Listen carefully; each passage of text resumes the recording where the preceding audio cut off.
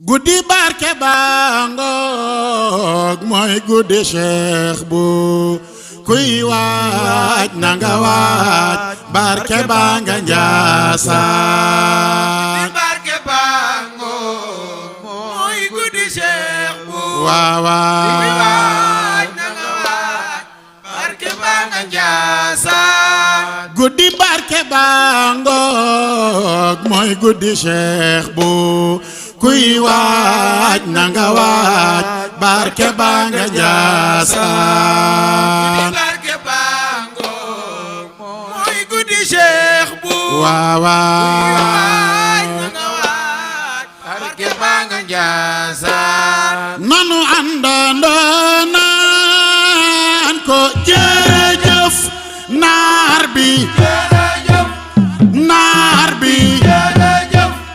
naar bi yaanu waanug leer ba nu xam rabbina barke bangok mooy guddi Cheikh bu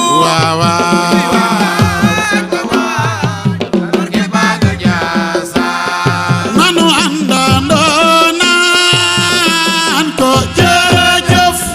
naar bi naar bi naar bi yaanu waanug leer ba nu xam rabbina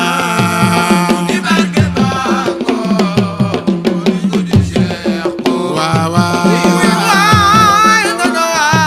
barke banga Njaasaan nanu àndandoo naan ko jërëjëf naar bi naar bi naar bi yaanu waanu leer ba nu xam rabbina barke bangok mooy guddi Cheikh bu barke